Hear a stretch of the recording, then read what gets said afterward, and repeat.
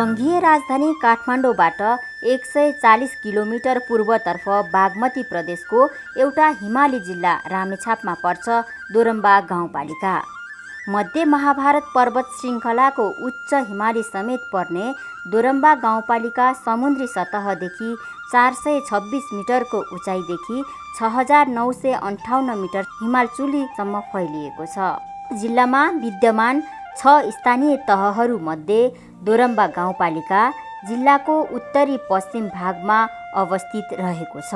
साबिक डडुवा, दोरम्बा, टोकरपुर, गोस्वारा, लखनपुर र गुन्सी गरी 6 वटा गाविस मिलेर बनेको यो गाउँपालिका 140.88 वर्ग किलोमिटर क्षेत्रफलमा फैलिएको छ।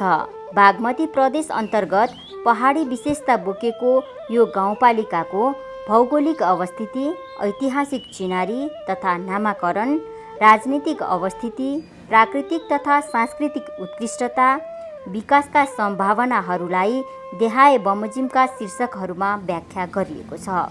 भौगोलिक अवस्थिति: समुद्री सतहका करिब 715 मिटरदेखि 3138 मिटरसम्मको उचाइमा रहेको दोरम्बा गाउँपालिका भौगोलिक अवस्थितिका हिसाबले 27 degree 28 minute 41 सेकेन्डदेखि 27 degree 36 minute 52 second उत्तरी अक्षांश र 85 degree 49 minute 27 सेकेन्डदेखि 86 degree 1 minute 30 second पूर्वी देशान्तरमा फैलिएको छ। जिल्लाको कुल क्षेत्रफलको 8.99% भूभाग ओगट्ने यस गाउँपालिकाको क्षेत्रफल 140.88 वर्ग किलोमिटर रहेको छ। ऐतिहासिक चिनारी तथा नामाकरण: दोरम्बा गाउँपालिका ऐतिहासिक, धार्मिक, सांस्कृतिक र प्राकृतिक रूपले यस प्रदेशमा फरक विशेषता बोकेको क्षेत्र हो।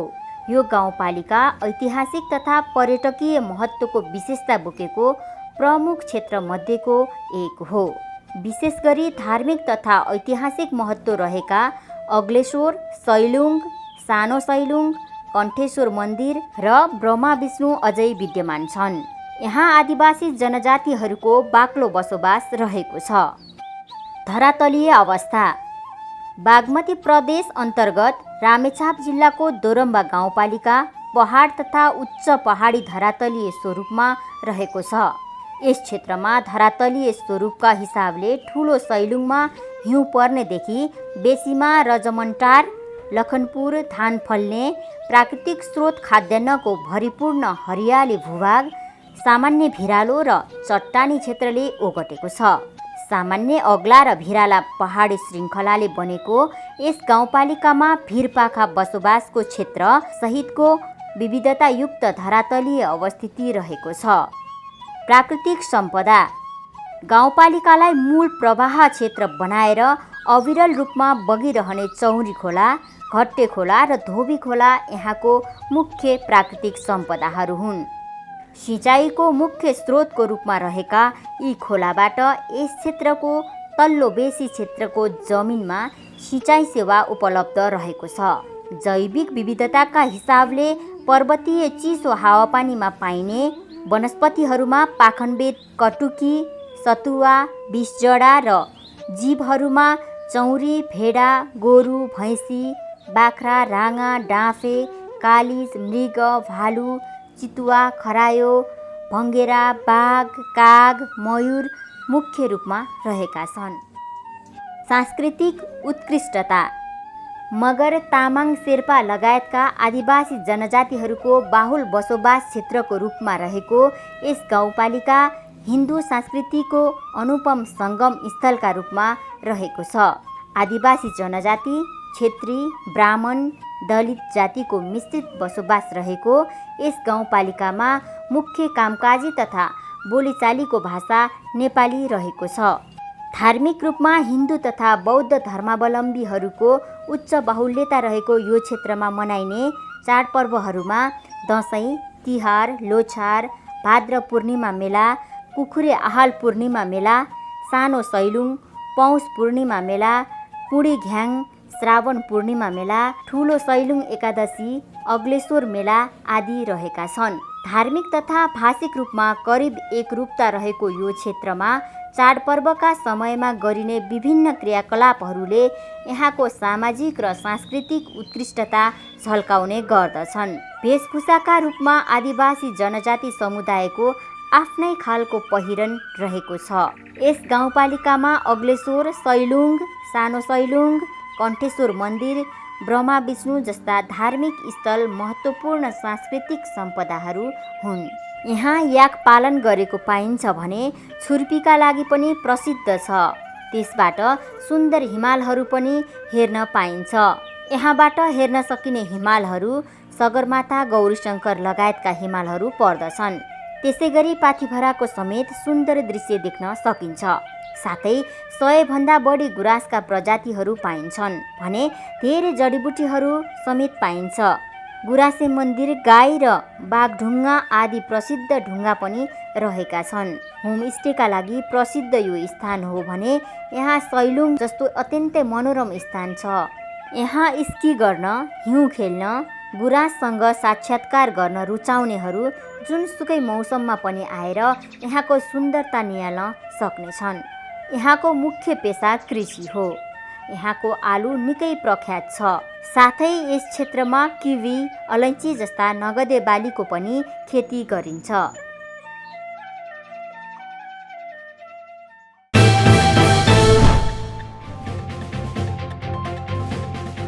नमस्कार, स्वागत छ कार्यक्रम जनतासँग जनप्रतिनिधिमा।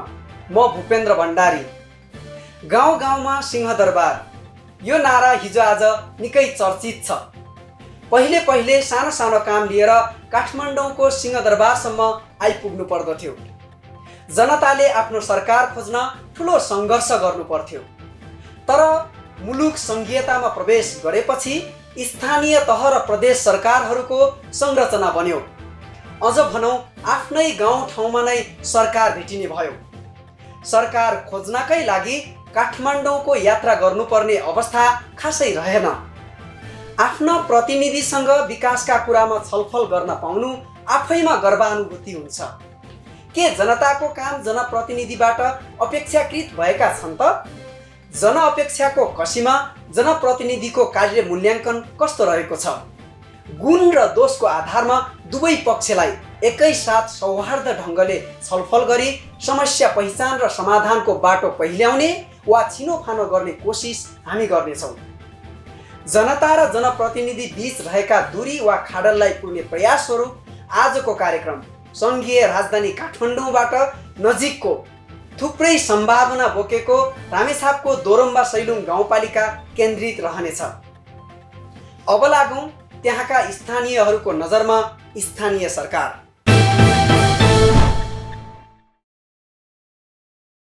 नमस्कार सर। नमस्ते। हजुर यही दोरम्बाकै बासिन्दा? हजुर, म दोरम्बाकै। यो देश पुनर्संरचनामा गइसकेपछि तपाईँ हामीले नै निर्वाचित बनाएर चुनेर नयाँ सरकार गठन गरेर एउटा जनप्रतिनिधि चुनेर आइसकेपछि तपाईँ कतिको सन्तुष्ट हुनुहुन्छ? हजुर, अब सन्तुष्टि अब पूर्ण रूपमा त छैन नै। हजुर, यो अरू ठाउँमा पनि छैन होला है। तर अब म सबै विकास कहाँ कति भयो त्यो त म भन्न सक्दिनँ। बढी जस्तो चाहिँ म सन्तुष्टि नै छु। किनभने अहिले अब यो वडा नम्बर 2 को मात्रै कुरा गर्दाखेरि चाहिँ जनताले प्रत्यक्ष देख्ने विकासमा चाहिँ अहिले त्यो हस्पिटल, ठुलो हस्पिटल यहाँ दोरम्बा बन्दैछ त्यहाँ होइन। अर्को अब यहाँनिर एउटा प्रहरी चौकी बनिसकेको अवस्था छ। पहिलाको भन्दा अलिकति परिवर्तन होस् होइन।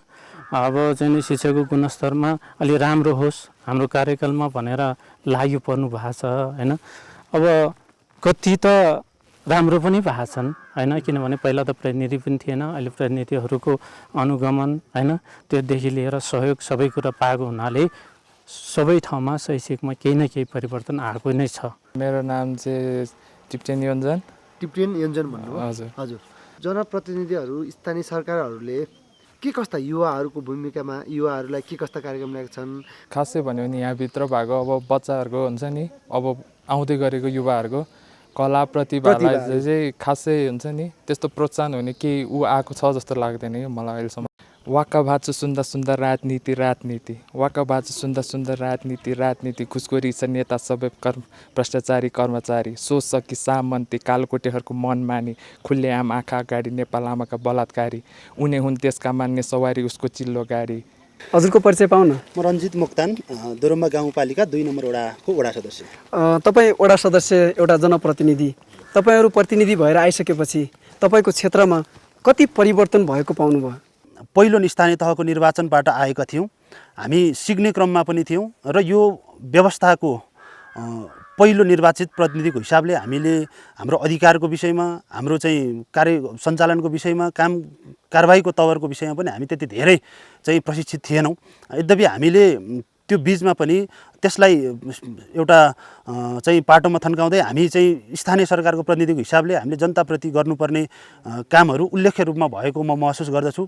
तपाईँ एउटा यहाँको स्थानीय बासिन्दा, तपाईँको जनप्रतिनिधिले तपाईँको जीवन स्तरमा कस्तो खालको परिवर्तन हुने कामहरू गर्नुभएको छ, तपाईँले कसरी मूल्याङ्कन गर्नुभएको छ?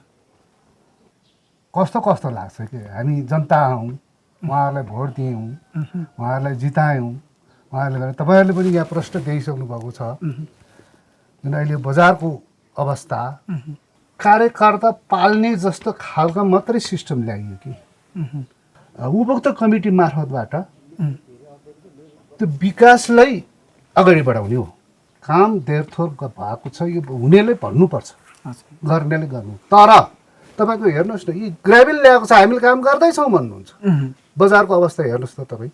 तपाईँ गाडी ल्याएर आउनुभयो भने त्यही फस्नुहुन्छ। जनताले जस्तो गर्दा पनि हुन्छ भन्ने चासो सोच्छन् कि जनप्रतिनिधि सबभन्दा मेन कुरो। जनप्रतिनिधिले गर्ने त होइन, हामी जनताले नै गर्नुपर्ने हो। जनप्रतिनिधिले भनेको चाहिँ एउटा बाटो देखाउने मात्रै हो। सुधार गर्दै जान्छ होला नि अब होइन, अब विकास हुँदैछ। हजुर, अब एकैचोटि त अब गर्ने कुरो भएन। सरकारले अब जस्तै अब हरेक कुरामा करहरू अलिकति अब जस्तै अब बोराहरू अहिले अलिकति महँगो छ। पहिला 20 रुपियाँमा पाउने बोरा अहिले हजुरको 40-42 रुपियाँसम्म पर्छ।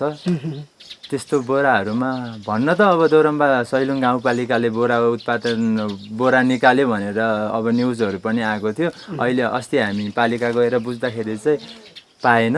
दोरम्बा गाउँपालिकाको कृषि शाखाले विगत 4 वर्षदेखि यता करिब करोडभन्दा माथिको कृषिमा लगानी गरिराखेको पाइराखेको छु। र यो सँगसँगै गाउँपालिकामा यो वैदेशिक रोजगारबाट फर्केर आउनेहरूले कृषि उद्यमहरू सञ्चालन गरिराखेको छ। त्यसपछि पशु क्षेत्रमा पनि व्यावसायिक पशुपालनको कार्यक्रमहरू गरिराखेको छ र गाउँपालिकाले उहाँहरूलाई उचित खालको अनुदान कार्यक्रमहरू पनि दिइराखेको छ। अहिले जसरी स्थानीय सरकारले चाहिँ आफ्नो सीमित चाहिँ स्रोत साधनलाई परिचालन गरेको छ, यो आफैमा पर्याप्त देखिन्छ। त्यसले गर्दा अब हामीले हाम्रो आवश्यकताहरू त असीमित छ, अथाह छ, तर पनि हामी चाहिँ फेरि पनि के छौँ भन्दाखेरि अहिलेको जति पनि परिचालन भएको छ, कामहरू भएको छ, योजनाहरू निर्माण भएको छ र बजेट विनियोजन भएको छ, यो आफैमा सन्तोषजनक छ। दोरम्बामा भइरहेको विकास हेर्दाखेरि एकदम तीव्र गति रूपमा नै भइरहेको देखिन्छ। अहिले हरेक कुरामा, हरेक क्षेत्रमा एकदमै राम्रोसँग चाहिँ विकास गर्ने यहाँको सरकार, यहाँको चाहिँ स्थानीय सरकारको एकदमै लगनशील देखिन्छ। दोरम्बा गाउँपालिकाले मुख्य गरी चेतनाको स्तरमा विकास गर्ने हेतुले यो अहिले चेतनामूलक कार्यक्रमहरू ल्याएको छ। विकासको हिसाबले हामी धेरै अगाडि छौँ। यसले अब अहिलेको स्थानीय सरकारलाई हेर्दाखेरि धेरै राम्रो, हामीले यहाँको स्थानीय उपभोक्ताहरूले यसलाई सारमा विश्लेषण गर्नुपर्दाखेरि यो धेरै विकासको हिसाबले काइपलाट नै हामीले मान्न सकिन्छ यसलाई। आमा नमस्कार। नमस्कार। सन्चै हुनुहुन्छ? सन्चै छु। अब यो स्थानीय सरकार आइसकेपछि गाउँ गाउँमा सिंहदरबार भनिएको छ, तपाईँले कतिको सेवा सुविधा पाउनु भएको छ? कुनै काम सुविधा पनि दिनुभएको होला, कुनै छैन होइन, कोही होला कोही छैन होला नि। अब सबै त कहाँ हुन्छ र, केही त्यो सिफारिसहरू बनाउँदा के गर्दा अलि नजिक भयो बनाउन, टाढा जानु परेन। हजुरको स्थानीय सरकार आएपछि स्थानीय सरकार लागि हजुरहरूको लागि के कस्ता कार्यक्रमहरू ल्यायो, तालिमहरू ल्यायो कि ल्याएन? त्यो कार्यक्रम खास छ हामीले भन्नुपर्दा अब त कार्यक्रम अब त्यो चाहिँ राख्नुपर्ने, अब त्यो तालिम गर्नुपर्छ भनेको थियौँ। त्यो गर्दाखेरि हामीले किनभने तालिममा चाहिँ अब त्यसको फर्म भर्नुले म्याद गयो भनेर हामीले त्यो तालिम चाहिँ गरेको छैन। जस पहिलादेखि हामीले चाहिँ त्योभन्दा अगाडि नै हामी पहिलाकै पुरानो डकुमेन्टहरू हामीले आफ्नो पेसै गरिरहेको छौँ कि हामीले। त्यसो भए हजुरको तालिम छुट्यो? तालिम छुट्यो हजुर। त्यसमा तालिम गर्नु जाउँ भन्दाखेरि त्यतिखेर छुट्यो कि हाम्रो म्याथ सक्यो भने फर्म भर्नु, अब त्यतिखेर सक्यो म्याथ भन्यो, त्यहाँबाट हामीले चाहिँ अब होस् भने भरेको छैन। ए भन्नु भएन। त्यसो भए त्यो तालिम केही सीमित जनाले मात्र पाउनु भयो? हजुर हजुर, 1-2 जना त्यहाँको चाहिँ। हाम्रो समस्या भनेको माथिबाट पहिरो खसेर भवन र क्षतिग्रस्त अवस्थामा छ। अनि बालबालिका खेल्ने ठाउँ मैदानहरू पनि भएन। हामीलाई चाहिँ समस्याहरू चाहिँ बालबालिकालाई चाहिँ सुरक्षा तल सिँचाइ छ, यो मुनि सिँचाइ हुँदाखेरि बालबालिका खेल्ने ठाउँहरूमा पनि हामी अभाव छ। यसलाई संरक्षण गर्नको निम्ति चाहिँ पहिरोलाई चाहिँ हामीले चाहिँ रोकथामका निम्ति चाहिँ राज्यसँग चाहिँ पहल गर्ने माग गर्ने चाहिँ योजना हो। म नुर बुयन्जन, मेरो घर दोरम्बा गाउँपालिका वडा नम्बर 2 दोरम्बामा पर्छ। म हाल चाहिँ यो सामी रोजगार प्रवर्धन कार्यक्रम छ जुन यो दोरम्बा गाउँपालिकाद्वारा सञ्चालित, त्यसमा म चाहिँ मनोसामाजिक परामर्शकर्ताको रूपमा चाहिँ विगत 1.5 वर्षदेखि काम गरिरहेको छु। त्यसकाल मनोसामाजिक समस्या भएका व्यक्तिहरूसँगै बसेर घरभेट गरेर या घरभेट गर्न सम्भव नरहेको ठाउँमा चाहिँ हामीले टेलिफोनबाट भए पनि हामीले चाहिँ उहाँहरूसँग चाहिँ परामर्श चाहिँ गरिरहेको छ। ग्राउन्ड लेभलमा काम गर्दाखेरि जुन योजना तर्जुमा र योजना कार्यान्वयनमा कस्तो खालको अप्ठ्याराहरू झेल्नु पर्यो, त्यसलाई कसरी समाधान गर्नु? अधिकांश अप्ठ्यारा आनेको चाहिँ हामी आफ्नै कर्मचारीको कारणले हो। अधिकांशले चाहिँ राजनीतिको पदाधिकारीलाई भनेर अन्ततिर पनि म सुन्छु, त्यो मैले यहाँ पाइनँ। यहाँ चाहिँ यहाँका अप्ठ्यारा अधिकांश 50% अप्ठ्यारा हामी आफ्नै कारणले थियो। हाम्रा चाहिँ प्रक्रियागत समस्याहरू सल्भ गऱ्यौँ र 1-2 चोटि सिकाइसकेपछि हाम्रो कार्य अनुभवको कारणले गर्दाखेरि चाहिँ सिकाइसकेपछि यसरी रहेछ भन्ने तरिका जानियो। जनता र जनप्रतिनिधि बीचको प्रत्यक्ष संवाद बाँकी नै छ। अब एकैछिन छोटो विश्राम।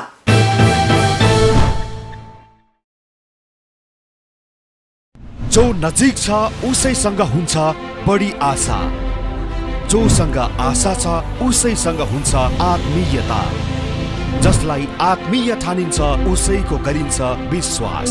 तर आशा, आत्मीयता र विश्वासमा कति टिकेको छ ऊ अर्थात् गाउँ गाउँको सिंहदरबार।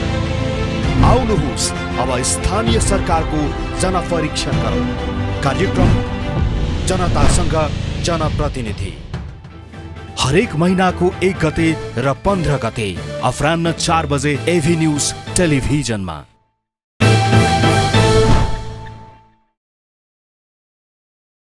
विश्रामपछि कार्यक्रममा स्वागत छ।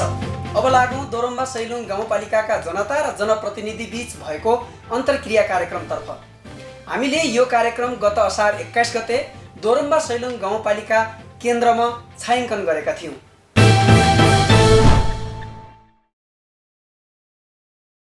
नमस्कार। जनता र जनप्रतिनिधिहरू बीच सूचना र संवादको चौतारी जनतासँग जनप्रतिनिधि कार्यक्रममा यहाँहरूलाई स्वागत छ। म भूपेन्द्र भण्डारी। जनता र जनप्रतिनिधिहरू बीचका खाडल पुर्ने प्रयास स्वरूप आज हामी यो कार्यक्रम लिएर रामेछाप जिल्लाको दोरम्बा गाउँपालिकामा आएका छौँ। कोरोना भाइरसका कारण हामीले धेरैजना जनमास जम्मा गर्न सकेनौँ। हामीले विभिन्न क्षेत्र विभिन्न तहबाट प्रतिनिधित्व गर्ने व्यक्तिहरूलाई सानो भेला पारेर हामीले यो आजको कार्यक्रम प्रस्तुत गरेका छौँ। जनगुनासो सुन्नका लागि आज हामीसँग दोरम्बा गाउँपालिकाका प्रमुख कमान सिंह मोक्तान हामीसँग हुनुहुन्छ र दोरम्बा गाउँपालिकाकै उपप्रमुख त्रिशला घिसिङ हामीसँग हुनुहुन्छ। उहाँहरूलाई स्वागत गर्न चाहन्छु।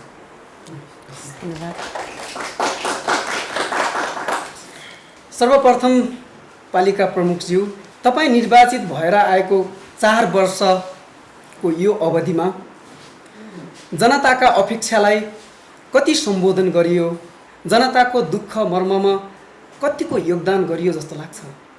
धन्यवाद। यो 4 वर्षको अवधिमा हुन त जनताले अपेक्षा गरेको जति त हामीले पुर्याउन सकेका छैनौँ र यहाँ जनताको अपेक्षा धेरै हुन्छ, धेरै छ, गर्नु पनि पर्छ। तर हाम्रो आन्तरिक आय स्रोतको कमीले र हामीले विशुद्ध चाहिँ केन्द्र सरकार या प्रदेश सरकारले दिएको वित्तीय समग्रीकरण अनुदानले मात्रै हामीले विकास गर्नु परेको छ। हामीले अहिले यतिखेर दोरम्बा गाउँपालिकामा हामीले हर क्षेत्रमा चाहिँ जनताको अपेक्षा चाहिँ हामीले लगभग 60% चाहिँ हामीले पुरा गरेका छौँ जस्तो मलाई लाग्छ। उपाध्यक्षज्यू, तपाईँलाई यही प्रश्न, जनताको मर्म भावना अनुरूप कतिको काम गरियो जस्तो लाग्छ? धन्यवाद यहाँको प्रश्नको लागि। सुरुको वर्षमा त यो सङ्घीयताको पहिलो अभ्यास भएको हुँदाखेरि हामी धेरै कुरामा अन्योलता रह्यो हामी बिचमा, जुन एउटा जनप्रतिनिधि बिचमा जुन एउटा यो विषयको अनुभव नभएको, त्यसपछि कर्मचारीको अभावले गर्दाखेरि हामीले जुन एउटा हिजो निर्वाचित हुनु अगाडि एउटा जनताप्रति जुन बोलेको कुराहरू पनि विभिन्न समस्याको कारणले गर्दाखेरि त्यसलाई अलिकति जुन हामीले सोचेअनुसार र जनताले चाहेअनुसारको चाहिँ हामीले सेवा दिन सम्भव भएन। तर त्यसरी नै दोस्रो वर्षमा पनि हामीले धेरै कुराहरू सिक्दै र त्यसरी गर्दै गयौँ। दोस्रो वर्षमा केही हदसम्म चाहिँ जनताको अपेक्षालाई पुरा गर्न सक्यो जस्तो लाग्छ। त्यसै गरी तेस्रो र चौथो वर्ष त हाम्रो करिब यो कोभिडसँग नै जुत्दा नै धेरै समस्याहरू, त्यतातर्फ एउटा स्वास्थ्य क्षेत्रतर्फ पनि धेरै समस्या आयो। त्यो सँगसँगै विकास निर्माणको कामहरू र अर्को हाम्रो शिक्षा स्वास्थ्यदेखि लिएर अरू जुन पर्यटकीय स्थलको जुन एउटा विकासको क्षेत्रहरूलाई लिएर चाहिँ हामीले जुन एउटा जनताले बमोजिमको अपेक्षा गरे बमोजिमको विकास नभए तापनि केही हदसम्म स्थानीय सरकारले गर्नुपर्ने जिम्मेवारी चाहिँ वहन भएको जस्तो लागेको छ। अध्यक्षज्यू, जुन निर्वाचनमा जाँदा तपाईँहरूले गर्नुभएको प्रतिबद्धता पत्र, घोषणा पत्र हराएको बिर्सेको अवस्था त छैन नि? यसमा चाहिँ मैले के भन्न चाहन्छु भने हामीले चाहिँ चुनावमा प्रतिबद्धता गरेको कुराहरूमा हामीलाई सबै थाहा छ, हामीले बिर्सेका छैनौँ। तर हामीले चाहेको जस्तो, हामीले बोलेको जस्तो सम्पूर्ण युवाहरूलाई रोजगार बढाउनुमा चाहिँ यहाँ के रह्यो त भन्दाखेरि चाहिँ हामीले एकता चाहिँ पशुपालनतर्फ, कृषितर्फ चाहिँ इन्गेज गराउनु पर्ने होइन, त्यो खालको चाहिँ हामीले यो वर्ष त अत्याधिक बजेट गरेका छौँ र चाहिँ अहिले हाम्रो चाहिँ के छ भने शिक्षातर्फ पनि त्यत्तिकै जोड दिनुपर्ने अवस्थाले गर्दाखेरि हामीले चाहिँ अब जुन हामीले बोलेको चुनावी घोषणापत्रमा बोलेको चिजहरू चाहिँ हामीले धेरै छ। अब चाहिँ घर घरमा इन्टरनेटको कुरा पनि हामीले गऱ्यौँ होइन, त्यतिखेरको चाहिँ बोलेको कुरा हामीले क्रमिक रूपमा चाहिँ होइन हामीले कछुवा के अरे चाहिँ खराएकै गतिमा चाहिँ लिफ्ट हान्ने भन्ने त हुँदैन होइन, कछुवाको गतिमा भए पनि हामी अगाडि जाँदैछौँ। अब यो वर्षबाट 2-3 महिनाभित्र हाम्रो दोरम्बा गाउँपालिकामा सबै वडामा हामीले चाहिँ फाइबर चाहिँ लगिसक्ने भनेर हाम्रो चाहिँ काम पनि सुरु भइसकेको छ। हामीले टेन्डर पनि चाहिँ ओपन गरिसक्यौँ होइन। त्यस हुँदाखेरि अब क्रमिक रूपमा छ, तर हामीले पनि हिजो बोलेको जस्तो होइन चाहिँ सबै त हामीले पुरा गर्न सकेका छैनौँ। अब 1 वर्षको कार्यकालमा त्यो सबै पुरा गर्न सक्छ भन्ने त होइन, अब धेर थोर हामीले गरेरै होइन हामी निस्किन्छौँ भन्ने। गाउँ गाउँमा सिंहदरबारहरूका मापदण्डहरू कति विस्तार भए? के छ तपाईँको यो पालिकाभित्रको अवस्था? अहिले चाहिँ के छ भने हाम्रो स्थानीय सरकार सञ्चालन ऐनले जति चाहिँ परिधिभित्र हामीलाई बाँधेको छ, हामीले त्यो अनुसारको काम चाहिँ गरेका छौँ भन्ने लाग्छ। यो चाहिँ दोरम्बा गाउँपालिकाको कार्यालयले दिनुपर्ने होइन जुन जनताले अनुभूति गर्ने खालको सेवाहरू जे छ होइन, त्यो चाहिँ हामीले हुनसक्छ। अब कर्मचारीको अभावले विगतमा अघि भने जस्तै अब चाहिँ विगतमा केही अभावहरू थिए, तर अहिले हाम्रो कर्मचारीहरू पनि फुलफिल छ। मलाई लाग्छ जनतालाई सेवा दिने कुरामा र चाहिँ जनतालाई त्यो खालको चाहिँ अनुभूति दिलाउने कुरामा हामीले कमी गरेका छैनौँ। गाउँ गाउँमा सिंहदरबार सँगसँगै भ्रष्टाचारहरू पनि एकदमै धेरै गाउँ गाउँमा मौलाइरहेको भन्ने खालको आरोप पनि छ नि पालिकाहरूलाई, स्थानीय तहहरूलाई। अब यसमा चाहिँ गाउँपालिकामा 753वटा स्थानीय तहमा चाहिँ अहिले हामीले पनि बुझ्दाखेरि चाहिँ अब विभिन्न ढङ्गले जनप्रतिनिधिलाई चाहिँ भ्रष्टाचारतिर चाहिँ उन्मुख गर्ने वातावरण जनताले पनि बनाएको हुन्छ होइन। र एउटा कुरा चाहिँ के हो त भन्दाखेरि अहिले सबै ठाउँमा चाहिँ फेरि भ्रष्टाचार भएको छ भन्ने कुरा पनि हामी चाहिँ मान्दैनौँ। किनभने हामी चाहिँ स्वच्छ भावनाले, हामी चाहिँ निष्पक्ष ढङ्गले हामीले चाहिँ जनताको अभिमतलाई चाहिँ सम्मान गर्दै र जनताको टाउको गनेर आएको पैसा जनतालाई दिनुपर्छ भनेर हामीले चाहिँ भनिराखेका छौँ। हामी त्यस्तो स्वच्छ भावनाले काम गर्ने मान्छेहरूलाई चाहिँ अलिकति चित्त दुख्छ। तर हाम्रो गाउँपालिकाको हकमा अहिले पनि 2 वर्षको पिरियडमा 1 वर्ष एउटा मुद्दा सडकको आयो र अर्को पनि 2-3वटा चाहिँ सानसाना चाहिँ आए, ती प्रुफ गर्न पनि सकेनन्। तर अहिलेसम्म हामीले चाहिँ त्यो अख्तियारको त्यो एउटा चिठीभन्दा हामीले बेहोर्नु पनि परेको छैन, हामी गएर स्पष्टीकरण दिनु परेको पनि छैन। त्यो हुँदाखेरि अब भ्रष्टाचार कति भयो भन्ने कुरा चाहिँ यहाँको राजनीतिक दल, यहाँको जनता, यहाँको चाहिँ समग्र चाहिँ सरकारवालाहरू सबैले बुझ्ने कुरा हो। उपप्रमुखज्यू, अघि प्रमुखज्यूलाई पनि मैले प्रश्न गरेँ घोषणापत्रको विषयमा। तपाईँका प्रतिबद्धताहरू के थिए तपाईँ उपप्रमुख बनेपछिका? बिर्सिनु त भएको छैन होला। हिजो घोषणापत्रमा हामीले गरेको कुरा हामी बिर्सिँदैनौँ। त्यो एउटा नेतृत्व पङ्क्तिमा पुगिसकेपछि त्यो कसैले बिर्सिन पनि हुँदैन। त्यो चाहे स्थानीय सरकारमा होस्, चाहे प्रदेशमा होस्, चाहे सङ्घमा होस्, त्यो कसैले बिर्सिन मिल्दैन। त्यो एउटा जनताप्रति गरेको प्रतिबद्धता हो। त्यो भनेको हामीले त्यो कुरा बिर्स्यौँ भनेको जनतालाई गरेको उहाँको मतको विश्वासघात हो। त्यो हुँदाखेरि मैले हिजो जुन एउटा घोषणापत्रमा हामीले जुन एउटा पार्टीगत हिसाबले होस् या व्यक्तिगत हिसाबले पनि एउटा गरेको प्रतिबद्धतामा चाहिँ हामीले एउटा हामी निर्वाचित भएर आइसकेपछि हामीले जुन एउटा घोषणापत्र लेखेको यति लामो एउटा पन्नाभरिको काम एकैचोटि गर्न नसके तापनि त्यसलाई क्रमागत रूपमा हामीले हरेक वर्षमा चाहिँ गर्दै आएका छौँ। त्यसलाई फेरि हामीले 5 वर्षभित्रै पुरा गर्न सक्ने सबै प्रतिबद्धता पनि छैन। त्यो हुँदाखेरि हामीले गर्न सक्ने छोटो समय अवधिभित्र गर्न सक्ने हामीले गरिसकेका पनि छौँ। कतिपय कुरा हामीले अहिले गर्दै पनि छौँ र कतिपय कुरा हामीले गरेको कुरालाई अब आउने प्रतिनिधिले पनि जनप्रतिनिधिले पनि कन्टिन्यू गर्ने हिसाबले चाहिँ हामीले त्यसरी कार्यक्रमहरूलाई अगाडि बढाइराखेका छौँ।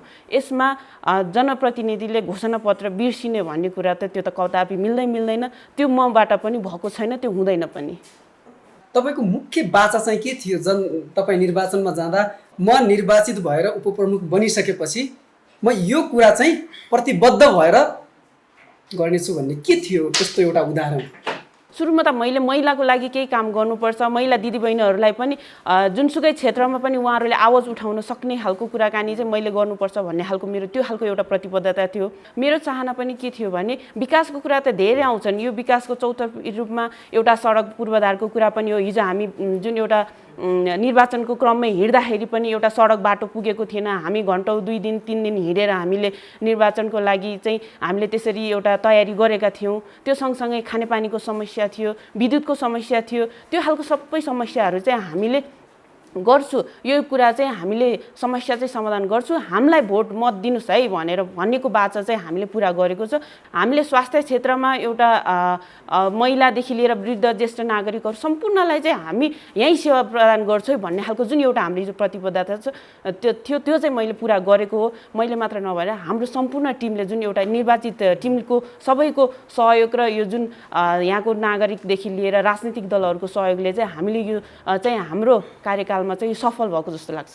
तपाईँ एउटा महिलाका हजारौँ समस्याहरू छन्। यो ग्रामीण क्षेत्रमा तपाईँ काम गरिरहनु हुँदा तपाईँले देख्नुभएका ती समस्याहरू र समाधानका लागि चाहिँ के प्रयास गर्नुभयो तपाईँले? मेन कुरा गाउँघरमा के छ भने महिलाले राजनीति गर्न हुँदैन। घरको जुन एउटा ढोकाबाट बाहिर निस्केर यसरी एउटा खुला रूपमा बोल्दै हिँड्ने होइन, सबैसँग यसरी एउटा पुरुषहरूको ग्रुपमा हिँड्ने खालको त्यस्तो खालको अझै पनि सङ्कुचित हिजोको दिनमा पनि थियो। केही हदसम्म अझै पनि कुनै परिवार कुनै व्यक्तिहरूमा त्यो देखिन्छ। त्यो हुँदाखेरि हिजोको दिनमा जुन एउटा निर्वाचित यो टिम महिला नेतृत्व जुन आज वडादेखि लिएर पालिकासम्मको महिलाको जुन एउटा वडा सदस्य, महिला वडा सदस्य, त्यसपछि पालिकामा उपाध्यक्ष पदमा हुँदाखेरि उहाँहरूले पनि अहिले चाहिँ के महसुस भएको छ भने हामीले पनि उनीहरूलाई के भनेको छ भने यस्तो फिल्डमा महिला एउटा घरभित्र मात्र सीमित रहेर होइन, हामीसँग भएको सिपहरूलाई पनि बाहिर निकालेर, हामीसँग भित्र भएको समस्याहरूलाई पनि बाहिर निकालेर आफ्नो समस्या समाधान गर्नेतर्फ कुनै पनि कुरालाई हिंसाहरूलाई चाहिँ तपाईँले यसरी लुकाएर गरेर बस्नु हुँदैन भन्ने खालको कुराकानीले चाहिँ उहाँहरू अहिलेको हिजो निर्वाचित भएर आउनु अगाडि र निर्वाचित भइसके पछाडिको जुन एउटा यो वातावरणमा चाहिँ धेरै फरक पाइन्छ। जुन चाहिँ अहिले उनीहरूले एउटा म न्यायिक समितिकै संयोजक हुँदाखेरि पनि धेरै खालको त्यस्तो निवेदन हिजोको दिनमा जुन एउटा गाउँघरमा अलिकति छोडिदेऊ न, यस्तो श्रीमान श्रीमती बिचमा भइहाल्छ नि, एउटा कसैले दबाउँदाखेरि यस्तो कुरा हुन्छ नि भनेर लुकाउने र छुपाउने खालको जुन एउटा दबाउने खालको कुरा चाहिँ आज आएर चाहिँ एउटा खुल्ला रूपमा मलाई यस्तो समस्या भएको छ, यस्तो भएको छ भन्ने खालको कुरा चाहिँ महिला दिदीबहिनीहरूले चाहिँ राख्नु पर्दो रहेछ है भन्ने कुरा चाहिँ उहाँहरूलाई त्यो एउटा जानकार भएर पनि अहिले त्यो हिसाबले चेतनाको हिसाबले चाहिँ वृद्धि भएको छ। यहाँसम्म कुरा हुँदाखेरि प्रतिनिधिहरू अगाडि हुनुहुन्छ तपाईँको, कसैलाई केही कुरा उहाँहरूसँग राख्न मन छ भने हात उठाउन सक्नुहुन्छ। म केशव कुमार लामा। मेरो प्रश्न हाम्रो अध्यक्षज्यूलाई र हाम्रो बुझाइमा के छ भने 60 होइन 40% 30 र 40% हारेर मात्र काम भएको छ। यो जनमुखी र परिणाममुखी भएको छैन। 4 वर्ष 5 वर्षको कार्यकालमा एउटा आफ्नो मोडालिटी दिनुहोस् यो जनताको बीचमा भनेर उहाँले मोडालिटी बारेमा दिनु सक्नु भएन र प्रतिपक्षलाई बहस र छलफलमा ल्याउनु सक्नु भएन। त्यो 30-40% भनेको उहाँ सफल होइन भनेर हामी ठान्दछौँ। अझ अर्को प्रश्न म के गर्न चाहन्छु भने यो असारे बिलासेले साह्रै गाह्रो बनायो। यो असारे बिलासेको परिपाटी कहिलेसम्म? अध्यक्षज्यू, जुन पुरानै परिपाटी दोहोरियो भन्ने खालको कुरा आयो जुन असारे बजेटको कुरामा, म पहिला चाहिँ के भन्छु भने हामीले 60% पुरा गऱ्यौँ कि गरेनौँ भन्ने कुरामा चाहिँ तपाईँले 30-40 भन्नुभयो। अहिलेको नजरबाट हेर्दा त्यो हो। तर अहिले निर्माणाधीन काम छ। तपाईँको सैलुङमा हेर्नुहोस्, यही चाहिँ दोरम्बा चाहिँ टोकरपुरकै स्थिति हेर्नुहोस्, अरू सबै चाहिँ निर्माणाधीन अवस्थामा छ। त्यो पुरा सम्पन्न भएर अहिले अरू कुरा होइन। दोरम्बाबाट चाहिँ टोकरपुर आउने चाहिँ उता लखनपुर चाहिँ 7 नम्बर र 6 नम्बरबाट चाहिँ यहाँ चाहिँ टोकरपुर आउने बाटो होइन बनिसकेपछि ग्राभिल भइसकेपछि तपाईँले 60% देख्नुहुन्छ। यो मैले चाहिँ पूर्वाधार निर्माणतर्फ भने। र शिक्षा क्षेत्रमा तपाईँले हिजो हेर्नुहोस् आज हेर्नुहोस् होइन, र कृषि क्षेत्रमा हिजो हेर्नुहोस् र आज हेर्नुहोस् कति फरक छ। यो कुरामा हाम्रो कार्यकालभरिमा हामी 60% काम पुरा गरेर जान्छौँ, यो हो। र अर्को कुरा तपाईँले भन्नुभयो अहिले पुरानो परिपाटी हो कि होइन भन्ने कुरा त तपाईँको यो गाउँपालिकाको सभापतिलाई राखेर यो गाउँपालिकामा उपस्थित राजनीतिक दलको सभापतिहरू प्रमुखहरू राखेर मैले के भनेको छु भन्दाखेरि अरू ठाउँमा अरूले जितेको ठाउँमा हेर्नुहोस्, काङ्ग्रेसले जितेको ठाउँमा, एमाले जितेको ठाउँमा, अरू पनि माओवादीले जितेको ठाउँमा हेर्नुहोस्, राजनीतिक दललाई त्यहाँ छुइका चल्न दिएको छैन। मैले 4 वर्षसम्म सरसल्लाह गरेर सबैसँग सहमति मागेर सबैसँग सहकार्य गरेर सबैसँग छलफल गरेर हिजोस्ति पनि यो पैसाहरू चाहिँ टेन्डरमा जाँदा पनि पैसा उब्रियो। यो पैसा के गरौँ? मैले जनप्रतिनिधिहरूलाई अझ मेरो वडाध्यक्षहरूलाई पनि थाहा नदिकन जनप्रतिनिधिहरूलाई बोलाएर चाहिँ राजनीतिक दललाई बोलाएर यो पैसा चाहिँ फ्रिज जाने भयो। अब चाहिँ यसरी चाहिँ हामी गुपचुपमा देऊ भोलि भ्रष्टाचार गर्यो भन्ला होइन, अब चाहिँ कोटेसनमा देऊ पनि चाहिँ भ्रष्टाचार गर्यो भन्ला। त्यसो हुँदाखेरि तपाईँले सल्लाह दिनुहोस् भन्दाखेरि राजनीतिक दलको राप्रपा होइन चाहिँ संघीय फोरम, एमाले, माओवादी, काङ्ग्रेसको सभापतिहरूले यो गाविसको प्रमुखहरूले ल यो चाहिँ फ्रिज जान दिनुहुन्न, तपाईँले होइन उपभोक्ता समिति गठन गरेर होइन त्यो सबैको चाहिँ सहभागितामा चाहिँ उपभोक्ता समिति गठन गरेर दिनु भनेर मलाई अथोरिटी दिएको छ। अहिले तपाईँको सभापतिले गाउँपालिकाको सभापतिले सोध्नुहोस्। हामीले त्यो परम्परा ढङ्गले आफ्नो पार्टीले जितेछ, मेरो कार्यकर्ता पोसियोस्, मेरो ढङ्गले दिन्छु मैले भनेको भए तपाईँहरूले मलाई अम्लो ठडाउनुहोस्। होइन भने मैले सबै राजनीतिक दलको प्रतिनिधिहरूले राखेर त्यो सबैलाई चाहिँ मैले चाहिँ भनेर मैले चाहिँ उहाँहरूले दिएको सुझाव अनुसार म चलेको छु। नमस्कार, म तोलप्रसाद कडेल। अध्यक्षज्यूलाई मेरो एउटा मात्रै क्वेसन छ। गाउँसभाले दोरम्बालाई सैलुङ थपेर दोरम्बा सैलुङ गाउँपालिका भनेर यसलाई अगाडि बढाउनु भयो।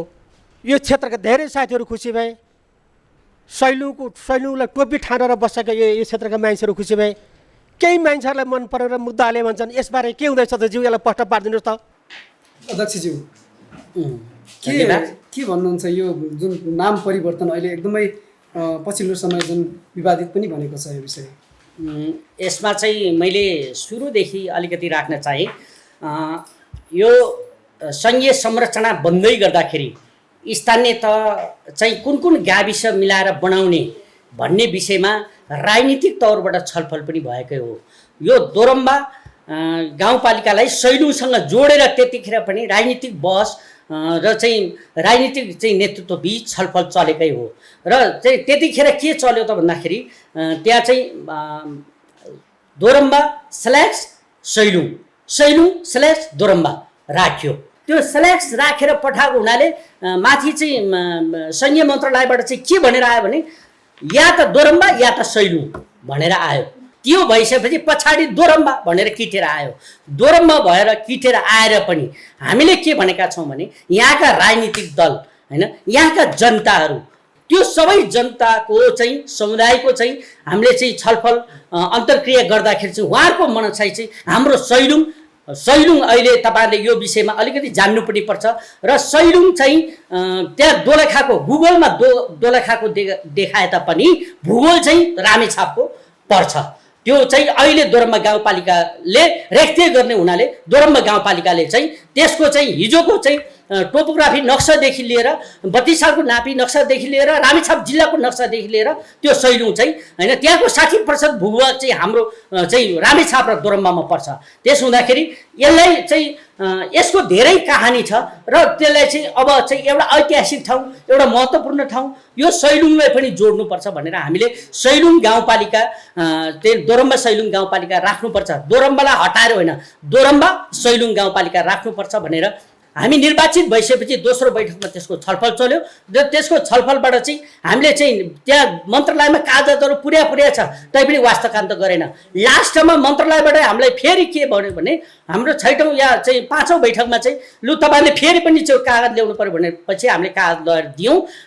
त्यो पछाडि मन्त्री परिषदको बैठकले चाहिँ त्यसलाई चाहिँ सैलुङ गाउँपालिका भनेर निर्णय गरेर पठायो। त्यो चाहिँ अब मुद्दा चल्नेसँग त होइन मेरो व्यक्तिगत चाहिँ रूपमा अर्थात् यो गाउँपालिकाको पदाधिकारीहरूको व्यक्तिगत रूपमा व्यक्तिगत स्वार्थको निम्ति गरे भए चाहिँ हामीलाई त्यो मुद्दाले होइन केही गर्ला, नत्र सामूहिक हितमा यो 32,000 जनताको चाहिँ हितमा मैले केही काम गरेको छ भने भोलि त्यो जनताले पनि बोल्नेछ र मलाई त्यो मुद्दाले चाहिँ त्यति असर गर्छ जस्तो मलाई लाग्दैन। कुनै एउटा क्षेत्रको संरक्षण सम्वर्धन र विकासका लागि त्यो पालिकाको नाम त्यही क्षेत्रसँग जोडेर नै राख्नुपर्छ जस्तो लाग्छ तपाईँलाई? यसमा म के भन्न चाहन्छु भने हामीले गाउँपालिकाको नाममा जुन हिजो दोरम्बा हुँदाखेरि पनि त्यसमा कुनै समस्या छैन, किनकि दोरम्बा भनेको त्यस्तो भूमि हो जहाँ शहीदहरूको रगतले रचिएको नाम छ। त्यसमा प्लस सैलुङको विषयलाई जोड्दाखेरि सैलुङ भनेर हामीले सर्च गर्दाखेरि दोलखा जिल्ला भनेर देखाउँछ।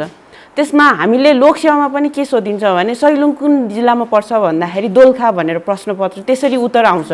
सैलुङ चाहिँ रामेछापको पनि हो है भनेर चिनाउनु पर्छ भन्ने हिसाबले हामीले दोरम्बा सैलुङ गाउँपालिका राख्नुपर्छ भनेर गाउँसभाले हामीले निर्णय गरेर पठाएका हौँ।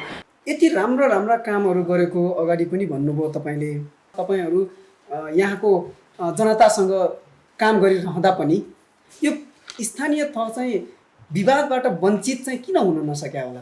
हामी एउटा समाजमा छौँ होइन। समाज भनेको के हो त भने विभिन्न चिन्तन प्रवृत्ति सोच होइन विचार भएको समाज हो। त्यस हुँदाखेरि अब हामीले चाहिँ सबैको चित्त बुझाउन सक्छौँ भन्ने होइन। हेर्नुहोस् हामीले सबैको चित्त बुझाएर पनि काम गर्न सक्दैनौँ। 100मा 100 भन्यो भने होइन त्यो चाहिँ बुद्धभन्दा पनि माथि हुन्छ, शिवभन्दा पनि माथि हुन्छ के। फेरि अर्को कुरा के हो भने विवाद भन्ने भइरहन्छ, विवादै भएन भने यो त शून्यमा झर्छ नि होइन। एउटाले चाहिँ हो भन्छ एउटाले होइन भन्छ अनि त्यो हो र होइनको बिचबाट चाहिँ सकारात्मक पक्ष निकाल्ने हो नि त। अर्को सहभागीको म प्रश्न लिन्छु। म प्रेमबहादुर थापा मगर कण्ठेश्वर माध्यमिक विद्यालयको प्रधानाध्यापक। अब अहिले यो कोभिड-19ले गर्दा हाम्रो शैक्षिक क्षेत्र चाहिँ धाराशायी बनिरहेको अवस्था छ। यो हामीले भनेअनुसार शैक्षिक क्रियाकलापलाई अगाडि लान सकिरहेको अवस्था छैन।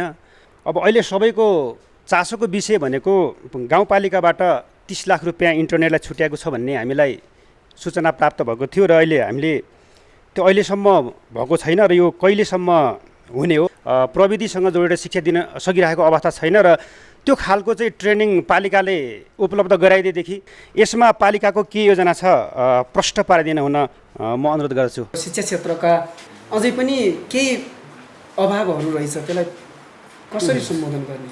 एकदम अब अहिले चाहिँ हामीले गत वर्ष यही वर्षको बजेट पनि सबै विद्यालय र स्वास्थ्य कार्यालय र चाहिँ वडा कार्यालय सम्म चाहिँ हामीले इन्टरनेट पुर्याउने भनेर हामीले 30 लाख रुपियाँ छुटायौँ। अनि त्यो 30 लाख रुपियाँको चाहिँ अहिले हामीले पनि यहाँ गाउँपालिकामा चलाइराखेका छौँ र चाहिँ बादल पर्दा पनि चाहिँ त्यो नेट नचल्ने अवस्था। अहिले 30 लाख होइन, हामीले 1 करोड 23 लाख हो कि कतिमा चाहिँ हामीले चाहिँ नेपाल टेलिकमसँग चाहिँ हामीले सम्झौता गरेर हामीले टेन्डर पनि गरिसक्यौँ। अहिले चाहिँ पढाइमा चाहिँ अलिकति दोरम्बा गाउँपालिकाभित्र चाहिँ अलिक समस्या नै छ। यो चाहिँ ठिक हो र यसलाई चाहिँ सुधार्नको निम्ति हामीले अब यो 2-3 महिनाभित्र केही न केही होइन अब रिजल्ट निकाल्छौँ। उपाध्यक्षज्यूलाई मैले एउटा प्रश्न गर्न चाहेँ। उहाँ युवा पनि हुनुहुन्छ, अघि महिलाको विषयमा उहाँले बोलिसक्नु भएको छ। उहाँ आफै युवा हुनुहुन्छ, तर पालिकाभित्र त्यति युवाको क्षेत्रमा काम हुन सकेको छैन भन्ने खालको गुनासाहरू पनि हामीले सुन्यौँ। तपाईँ कसरी सम्बोधन गर्नुहुन्छ? युवाहरूलाई आफ्नै पालिकाभित्र आफ्नै देशमा स्वरोजगार बनाएर विदेशमा जानबाट रोक्छु भन्ने हाम्रो घोषणापत्रमा त्यो एउटा बुँदा पनि छ। त्यो युवाहरू विदेशमा गएर गोठालो बन्न तयार, विदेशमा गएर भेडा बाख्रा चराउन, विदेशमा गएर बारी खन्न तयार हुन्छन्, कत्रो भवन निर्माण गर्न कति अप्ठ्यारो काम गर्न तयार हुन्छन्। तर आफ्नै देशमा भएको जुन यो कृषि सम्बन्धी यति सम्भावित ठाउँ छ हाम्रो दोरम्बा गाउँपालिका, त्यसमा चाहिँ उहाँहरूको अलिकति लगाव नदेखिएको अवस्था छ कि त्यो हुँदाखेरि हामीले कतिपय योजनाहरू अहिले कृषिमा हामी किन वृद्धि गर्दैछौँ? किनकि युवाहरूलाई यहीँ रोजगार दिउँ। अब हामीले त्यो बाहेक अरूलाई त हामीले यहाँ ल्याएर गाउँपालिकामा जागिर खुवाएर राख्ने सम्भावना त हुँदैन। हामीसँग भनेको पर्यटन व्यवसायतर्फ अगाडि बढाउने, कृषितर्फ अगाडि बढाउने, त्यो खालको हामीले त्यो कुराहरूमा त्यो विषयहरूमा जोडेर मात्रै युवाहरूलाई स्वरोजगार बनाउन सकिन्छ। त्यो हुँदाखेरि म सम्पूर्ण गाउँपालिकावासी युवाहरूलाई के अनुरोध गर्छु भने हामी जति विदेशमा अरूको देशमा गएर हामी पसिना बगाउँछौँ त्यति नै हाम्रो देशको हाम्रै पालिकाभित्र बगाउने हो भने हामी धेरै गुणा माथि हाम्रो आर्थिक अवस्था पनि सुध्रिन्छ, राष्ट्रको एउटा जुन देशकै आर्थिक अवस्थामा पनि सुध्रिन्छ र आफ्नो पारिवारिकसँगको भेटघाटमा पनि हामी साँच्चीकै समृद्धि र विकासको महसुस गर्न सकिन्छ जस्तो लाग्छ होइन। यो कुरामा चाहिँ उहाँहरूले पनि मनन गर्नुपर्ने कुरा। अर्को कुरा, उहाँहरूलाई सिपको त्यसपछि त्यसै गरी सिपमूलक तालिमहरूको अभाव भएमा पनि हामीले धेरै विभिन्न गाउँपालिकासँग जोडेर विभिन्न सङ्घ संस्थाहरूले पनि तालिमको व्यवस्था गरेको छ। म अब सहभागीका प्रश्न लिन्छु, 2वटा प्रश्न लिन्छु। म मेरै वडा अध्यक्षज्यूलाई म प्रश्न गर्दैछु र दोरम्बा बजारको बारेमै म उहाँलाई प्रश्न गर्दैछु। दोरम्बा बजार एउटा विवादमा छ, यो समाधान कहिले हुन्छ, कसरी हुन्छ? म खड्गबहादुर श्रेष्ठ, दोरम्बा गाउँपालिका 2 नम्बर वडाको वडा अध्यक्ष र मेरै वडाको नेता नेपाली काङ्ग्रेसको सभापतिज्यूले सोध्नुभएको प्रश्न अध्यक्ष उपाध्यक्षसहित र त्यहाँका राजनीतिक दलका नेतृत्वसहित जनप्रतिनिधि हामीले वडामै भेला राख्यौँ र एकमतले हामी त्यो डिपिआरको सल्लाह सुझावदेखि तयार गरिराखेका थियौँ र त्यस पश्चात हामीले कार्यान्वयनको जब चरणमा गइसकेपछि त्यहाँनिर विवाद भयो। जनप्रतिनिधिहरूलाई नै त्यसको प्रतिपक्ष बनाएर मुद्दा हाल्ने काम भयो। त्यसपछि हामीले क्रमबद्ध यसलाई अब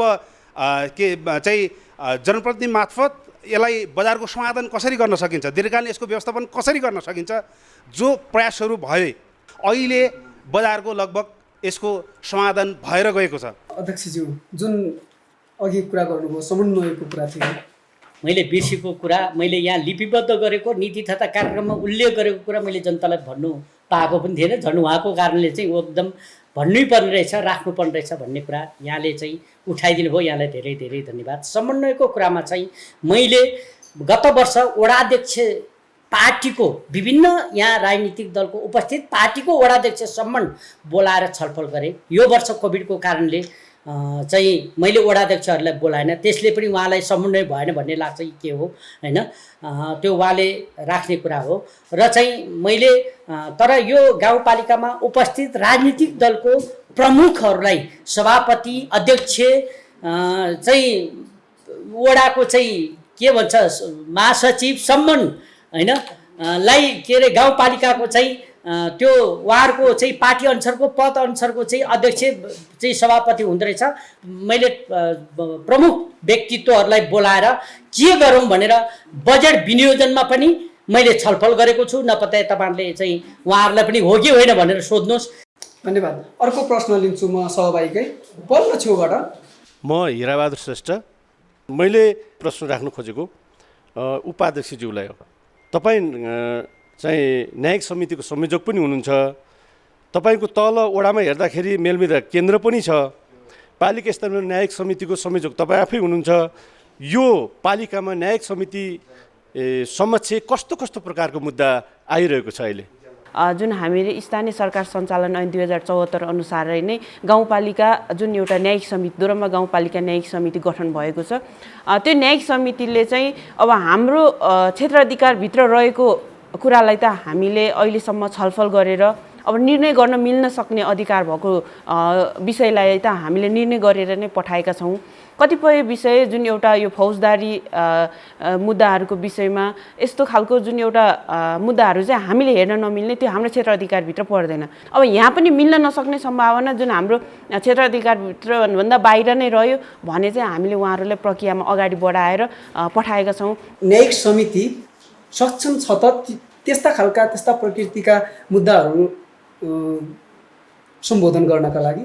हजुर, त्यसमा न्यायिक समिति सक्षम छ भनेर भन्न त सकिँदैन, किनकि के गर्न सकिएला त सक्षम बनाउनको लागि? सबै न्यायिक समितिमा रहेको सदस्यहरू, सबै न्यायिक समितिको संयोजकहरू चाहिँ जुन कानुन पढेर दक्ष भएर आएको हुँदैन। अबको दिनमा सक्षम गराउनको लागि चाहिँ के हुन्छ भने अहिले न्यायिक समितिमा सिर्फ हामीले न्याय सम्पादनमा अलिकति सहयोग गर्नेको रूपमा एउटा कानुनी सहजकर्ता मात्रै छ। त्यो हुँदाखेरि गाउँपालिकाको न्यायिक समितिमा एउटा कानुनी अधिकृत भयो भने झन् हामीलाई सबैभन्दा हामी एकदमै उत्कृष्ट न्याय दिलाउन सफल हुन्छ जस्तो लाग्छ। अध्यक्षज्यूलाई मैले पहिला प्रश्न गरेँ, आफूले काम गर्दै गर्दा इमान्दारिताका साथ भन्नुपर्दा मैले काममा केही कमजोरी गरेँ जस्तो लाग्छ कि लाग्दैन? अब मलाई कमजोरी चाहिँ के लाग्छ भने हैन, हामीले यति चाहिँ कमजोरी गरेछौँ भन्ने कुरा चाहिँ हैन, हामीले चाहिँ जति बोल्या थियो हैन त्यति चाहिँ गर्नु सकेन, त्यो मात्र मैले कमजोरी गरेँ भन्ने लाग्छ मैले चाहिँ। भनेपछि हामीले धेरै बोलेछौँ जस्तो लाग्यो। अलिकति हो त चाहिँ घोषणा सभामा चुनावी चाहिँ घोषणा सभामा ल्याए जति त गर्न सकेन नि त, त्यो त हामीले आफैले भनिरहेछौँ त 60% मात्रै काम भयो भनेर हैन, त्यो सबै गर्न सकेन। तपाईँले काम गर्ने क्रममा मैले केही कमजोरी गरेँ जस्तो लाग्छ?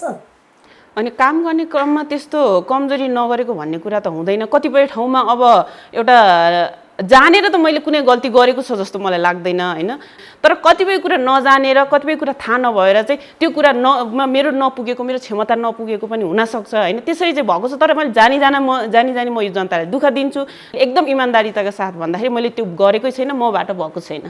छलफलमा सहभागी हुनुभएकोमा तपाईँहरू सबैलाई धन्यवाद।